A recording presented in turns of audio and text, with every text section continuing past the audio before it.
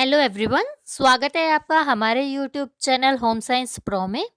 तो स्टूडेंट्स, आज हम बात करेंगे क्लास 12th के चैप्टर 3 की, जिसमें आज हम वीडियो बना रहे हैं पार्ट 1 पर।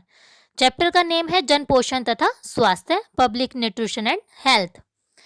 इस चैप्टर में जो कंटेंट हम इंक्लूड कर रहे हैं पब्लिक न्यूट्रिशन एंड हेल्थ में, वो फर्स्ट है इसका content introduction, and second significance, and third basic concept जो इससे रिलेटेड हैं, and fourth public health nutrition, and fifth nutritional problem of India. आज हम इसी कंटेंट बेस्ड जो है वीडियो बना रहे हैं। तो इसमें हम बात करेंगे लोगों के स्वास्थ्य के बारे में, लोगों की स्वास्थ्य से रिलेटेड रक्षा के बारे में किस तरह से कर सकते हैं।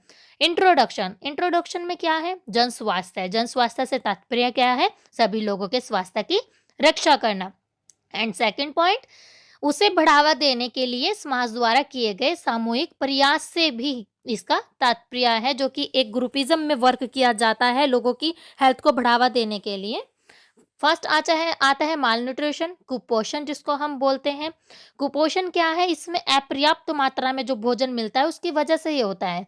शरीर की आवश्यकता अनुसार उचित तथा निश्चित मात्रा में पोषक तत्व न ग्रहण करना कुपोषण कहलाता है।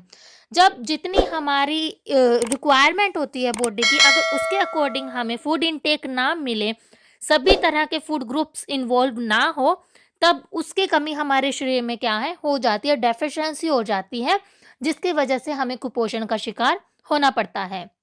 सेकंड, कु का मतलब क्या होता है? बुरा, और कुपोषण, बुरा का मतलब क्या है? बुरा पोषण।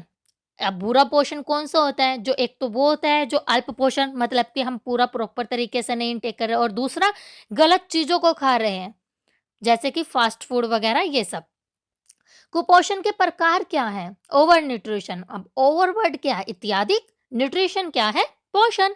इत्यादिक पोषण, एक निश्चित मात्रा में पोषक तत्वों से अधिक मात्रा अपने भोजन से प्राप्त करना।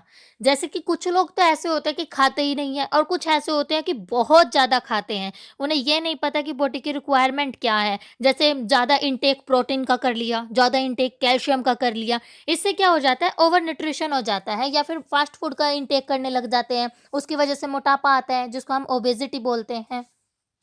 एंड सेकंड, ओबेसिटी के आपको पता ही है, मोटापा बढ़ता है इसमें। अपर्याप्त पोषण कौन सा होता है? अपर्याप्त मतलब कि कंप्लीट मात्रा में ना मिलना। अपनी शारीरिक आवश्यकताओं की पूर्ति के लिए एक निश्चित मात्रा में पोषक तत्वों से कम मात्रा लेना। अब जितनी हमें रिक्वायरमेंट है उतना ना लेकर के उससे कम लेना अल्प पोषण, अपर्याप्त पोषण कहलाता है। इसको आप अल्प पोषण भी बोल सकते हैं। अपनी बॉडी की नीड्स को पूरा करने के लिए हमें निश्चित मात्रा में एक रेशो में जो है पोषक तत्वों को ग्रहण करना होता है। अगर नहीं ग्रहण कर पाते हैं तो हम अपर्याप्त पोषण के शिकार हो जाते हैं, जिसके कारण वृद्धि और विकास जो है हमारा रुक जाता है, जिससे अनेक रोग हमें हो जाते हैं। इसी की वजह से हमें बहुत कुछ जो है फेस करना पड़ता है, बहुत सी बीमारियां लग जाती है। असंतुलित पोषण कौन सा होता है?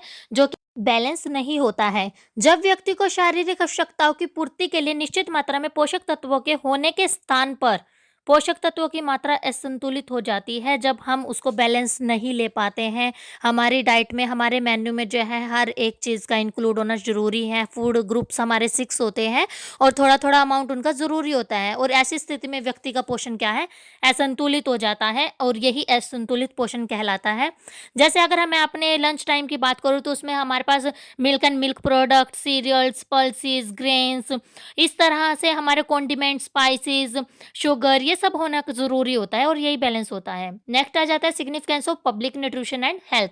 जन पोषण तथा स्वास्थ्य का महत्व क्या है हमारे पब्लिक में। अब जन पोषण क्या है? जन क्या है? जनसंख्या जो कि हमारे देश की है। जन समुदाय, पोषण क्या है? न्यूट्रिशन।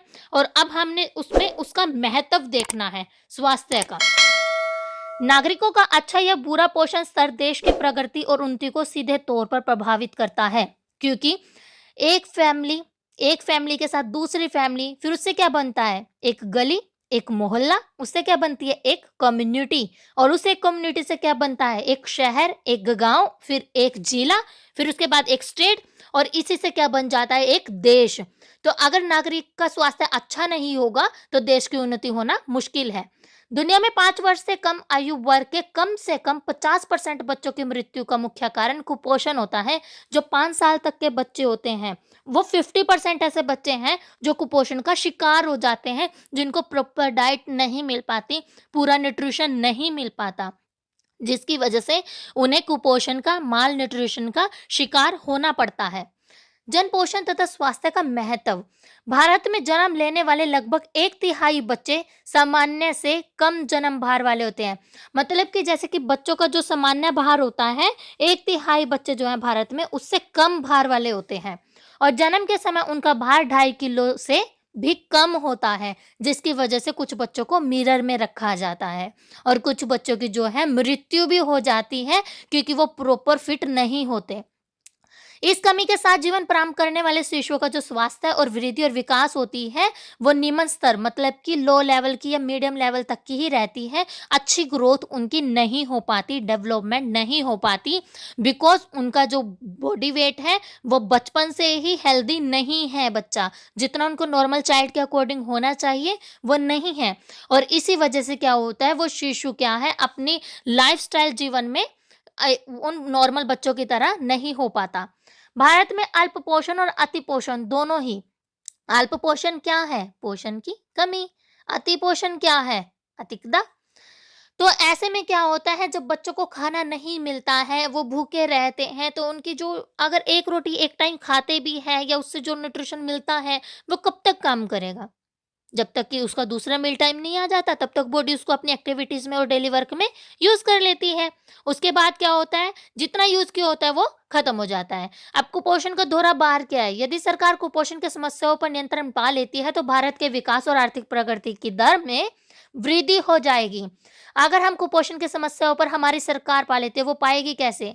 जो हमें हेल्प करके, हमारे लिए स्कीम्स, प्रोग्राम, पॉलिसीज चला करके, जो गरीब लोग होते हैं ताकि वो उसका फायदा उठाएं, उसका बेनिफिट उनको मिले, तभी क्या होगा, हमारे भारत में विकास और आर्थिक प्रगति को सुधारा जा सकता है। भारत में अल्प पोषण, अति पोषण दोनों ही होते हैं, आपको मैं बता चुकी हूँ। नेक्स्ट है जन पोषण, स्वास्थ्य और पोषण संबंधी मूलभूत संकल्पनाएं कौन सी होती हैं? Basic concept related to pH and nutrition, उससे रिलेटेड हम बात करेंगे, जिसमें आ जाता है हमारा पब्लिक हेल्थ एंड न्यूट्रिशन में। फर्स्ट, जन स्वास्थ्य और पोषण संबंधी अध्ययन का वह क्षेत्र, अध्ययन का वह क्षेत्र जिससे कि हम अपने जो जन समुदाय हैं उनके स्वास्थ्य को सुधार सकते हैं, जिसमें पोषण संबंधी बीमारियों और समस्याओं को नियंत्रण कर सकते हैं, अच्छे स्वास्थ्य को बढ़ावा देने का प्रयास कर सकते हैं। और वो प्रयास कैसे होगा? जब हम सामूहिक रूप से कार्य करेंगे लोगों के लिए। नेक्स्ट पॉइंट है, मुख्य उद्देश्य क्या है? लोगों के स्वास्थ्य को स्वस्थ बनाए रखना, ताकि लोग हेल्दी रहें तो हमारे समाज की भी प्रगति हो सके।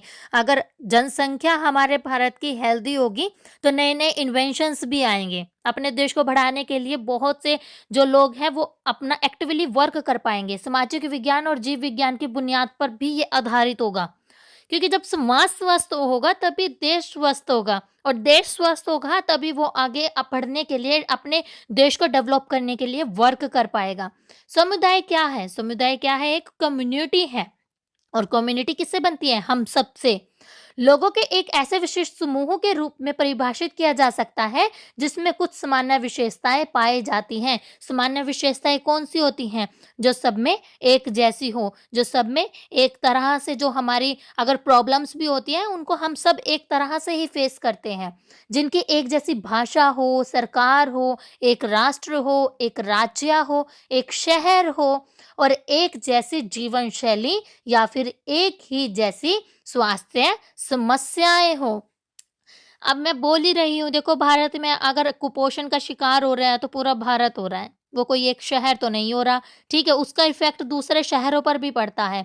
अगर हमारे यहाँ की डेवलपमेंट होगी तो धीरे धीरे आगे वाले शहरों की भी होगी, तो अगर असर पड़ेगा तो सब पर ही पड़ेगा। अल्प पोषण के उत्तरदायी कारक क्या है? अल्प पोषण क्या है? पोषण की हीनता, पोषण की कमी। अल्प पोषण वही है। अब फैक्टर्स कौन कौन से अफेक्ट करते हैं उसको, क्या कारण होता है अल्प पोषण का? सबसे पहला होता है भोजन की कमी, कि भोजन पूर्व उसको 3 टाइम का भोजन भी कुछ लोगों को नहीं मिल पाता है, अवेलेबिलिटी नहीं होती है, उसका कारण उनके अवेलेबिलिटी के साथ मार्केटिंग भी हो सकती है, पॉवर्टी भी हो सकती है कि पैसा नहीं हो, वो तब भी नहीं खरीद सकते उन चीज़ों को, नहीं इनटेक कर सकते उन फूड्स का, ये भी एक कारण हो सकता है। या दूर-दराज के क्षेत्रों में हो, तो अवेलेबल ना हो पाता हो, ये भी एक कारण हो सकता है। माता और शिशु देखभाल सेवाओं का अभाव, कि जो मदर होती हैं उनकी वो बच्चों की देखभाल जो है अच्छे से नहीं कर पाती हैं। कुछ ऐसा फैमिली का कुछ आर्थिक स्थिति लगा लो, फाइनेंशियल कंडीशन जो होती है अगर वो अच्छी ना हो, या फिर मदर इतनी केयरिंग ना हो, या फिर जिस टाइम मदर प्रेग्नेंट हो उस टाइम पर भी अगर मदर को प्रॉपर न्यूट्रिशन नहीं दिया जा रहा है, इस वजह से भी बच्चा जो है अल्पोषण का शिकार हो सकता है। स्वच्छ जल और स्वच्छता की कमी। अब स्वच्छ जल, जो पानी हम पीते हैं अगर वो साफ-सुथरा ही नहीं है, हमारे आस-पास स्वच्छता नहीं है, तब भी बीमारियाँ हमें घेर लेती हैं। स्वास्थ्य सेवाओं की कमी और शिक्षा की कमी। स्वास्थ्य सेवाएँ कौन-सी? जो हमें हॉस्पिटल से मिलती हैं, या हमारी ह सरकार ने हमारे लिए जो पॉलिसी स्कीम्स प्रोग्राम्स चलाए होते हैं वो सब। और शिक्षा की कमी, अगर अवेयर नहीं होंगे तो कैसे करेंगे? भारत में पोषण संबंधी समस्याएँ, nutrition related problems in India. Number 1, protein energy mall nutrition, जिसको हम बोलते हैं प्रोटीन ऊर्जा। कुपोषण, जो कि सूक्ष्म पोषकों की कमी। सूक्ष्म पोषक कौन से होते हैं? Micro nutrients. इनकी डेफिशिएंसी से क्या हो जाता है हमें? प्रोटीन एनर्जी माल न्यूट्रिशन। ये पार्ट 2 में हम इंक्लूड करेंगे। आशा है कि आपको आज की वीडियो अच्छी लगी होगी, आपके लिए हेल्पफुल होगी। मेरे चैनल को लाइक कीजिए, सब्सक्राइब कीजिए और शेयर कीजिए। धन्यवाद।